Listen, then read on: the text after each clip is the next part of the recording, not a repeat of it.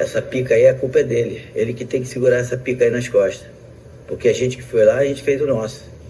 Ele que era o queridinho se fudeu, foi lá nervosinho. Na hora que, porra, o cara quando tem que ser brabo e macho, tem que ser na hora que precisa. Esse cuzão, na hora que precisou dele, ele jogou a porra pra fora. Então o Vasco perdeu a porra do Mundial por causa dele. Ele é o culpado maior.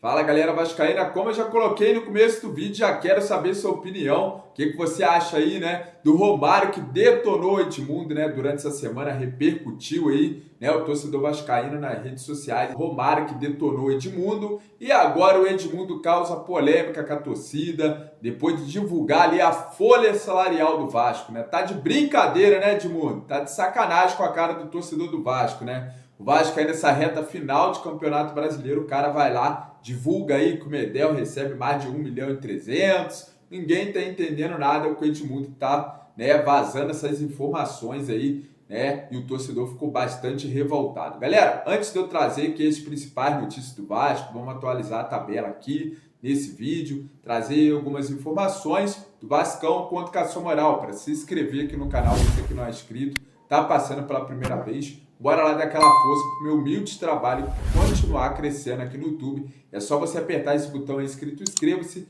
ativar o sininho de notificação para receber todos os nossos vídeos. Beleza, galera? Então, bora lá trazer as informações do Vasco de hoje, né? Primeiro eu vou trazer aqui o Jorge Nicola falando sobre o Edmundo que vazou essa folha salarial e pegou todo mundo de surpresa aí dentro do Vasco. Galera, bora lá. Vou trazer aqui o Jorge Nicola trazendo essa informação. Para falar agora sobre a folha salarial do Vasco.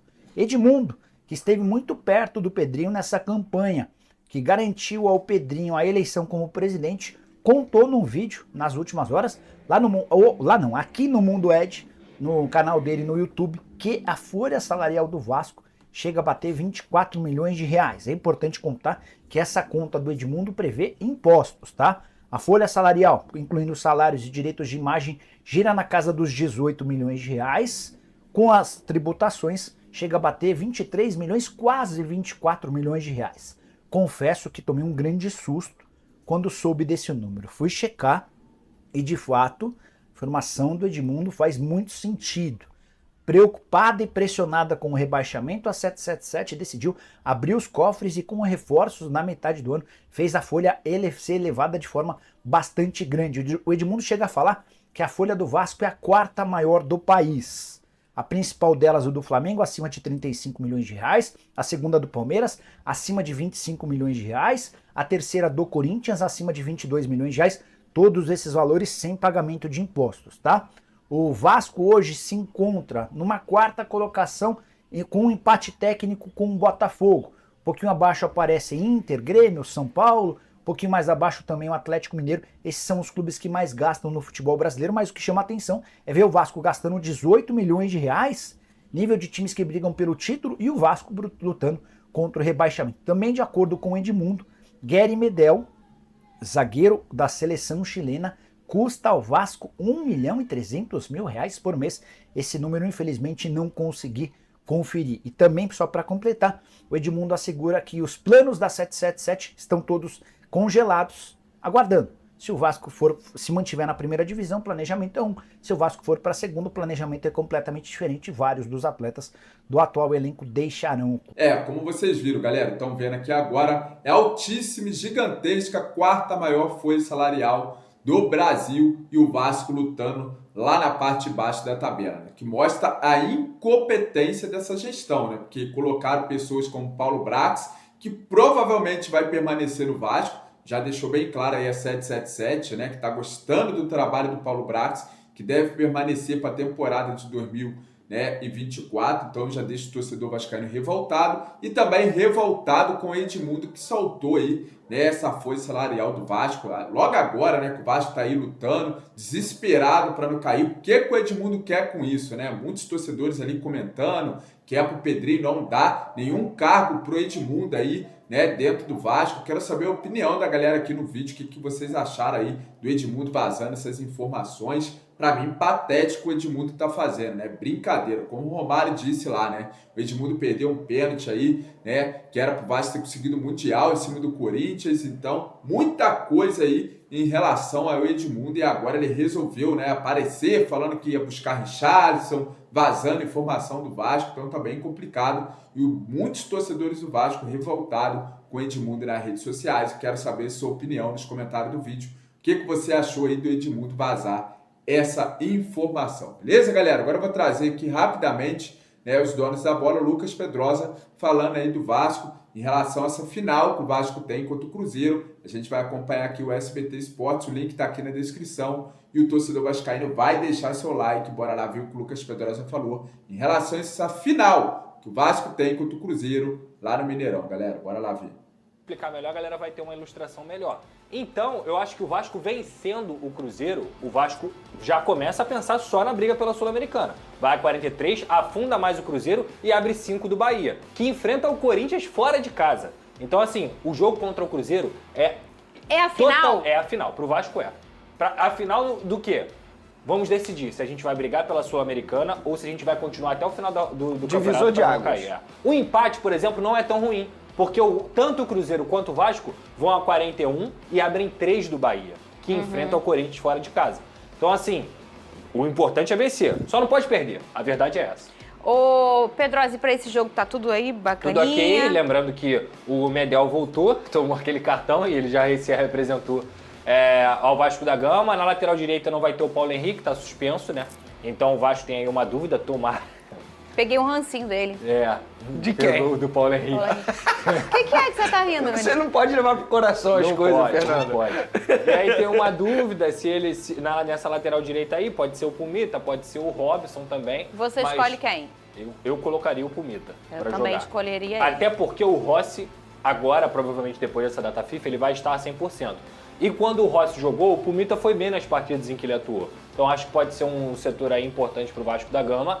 Fora que o Robson não tem condição com bola, ele não consegue ajudar o time do Vasco. E aí o Medel, como titular na zaga, tem a possível volta também do Marlon, que vem se recuperando nesse tempo. E o Capasso também é o zagueiro que vem se recuperando e voltou a treinar com o grupo. Então o Vasco está praticamente completo para esse jogo aí. Mas bem complicado, né, galera? Aperte o cinto aí que vai vir, pelo amor de Deus, né? Esse jogador lateral direito incrível, Puma Rodrigues, provavelmente vai jogar. Espero que ele não inventa lá de colocar o Robson Bambu, que é pior ainda, né? Mas o Puma Rodrigues vai jogar, então vamos apertar o cinto aí que vai ter muita emoção nessa decisão entre Vasco e Cruzeiro, né? Cara, pra mim ali eu desconcordo com o Lucas Pedrosa em relação ali que o Vasco vai brigar pro Sul-Americano. Não acho isso. Eu acho que o Vasco tem que entrar nesse jogo aí, vencer essa partida do Cruzeiro, né? Porque depois tem jogos difíceis, tem o Atlético Paranaense fora de casa que é difícil o Vasco ganhar. Tem o Corinthians em casa, o Vasco tem mais 2 jogos em casa, esses 2 jogos muito importantes para o Vasco vencer, né? Que é o Corinthians e o Red Bull Bragantino. Galera, provavelmente não escapa mais com 46 pontos, então é muito importante o Vasco somar ali, né? Pelo menos aí 7 pontos para não ter chance nenhuma de rebaixamento, que os matemáticos já estão fazendo conta ali acima do 46, então tem que tomar cuidado aí, né? A gente está pensando que o Vasco escapa com 2 vitórias, como eu vou mostrar a tabela aqui do Campeonato Brasileiro. Então, galera, como a gente está vendo aqui, ó, a tabela do Campeonato Brasileiro atualizada, né? O Vasco ali empatado de pontos com o Cruzeiro,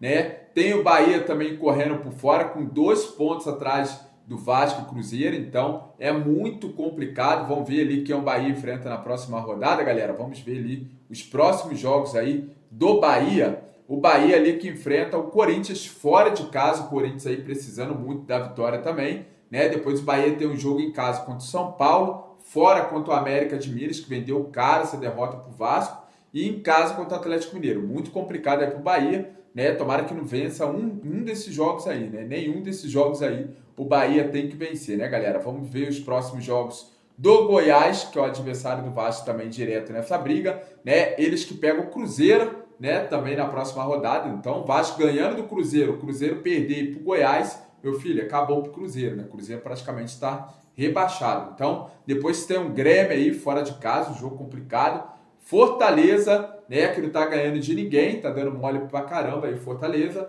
E tem um jogo contra o América, a última rodada aí, o Goiás, né? Possivelmente deve vencer o América totalmente ali largado já, né? Mas vai ganhar muita mala branca aí o América nessa última rodada, né, galera? Porque vai enfrentar só time que tá lutando ali para não cair, né? E os nossos jogos, galera, que eu vou atualizar aqui rapidamente, né, para o torcedor que com certeza está aí na cabeça fazendo contas, né, o Vasco ali não cair de novo para a Série B, que essa é a realidade do torcedor vascaíno.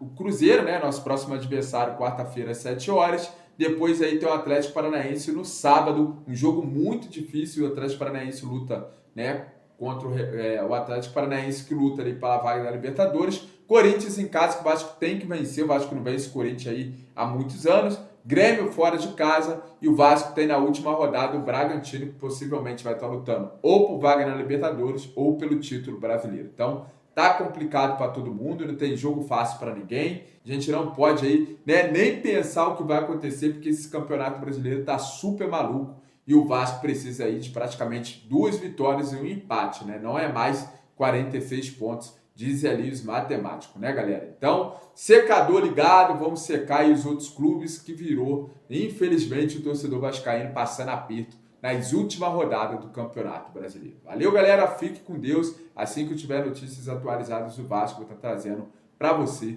torcedor vascaíno. Valeu e até o próximo vídeo. Tamo junto, galera.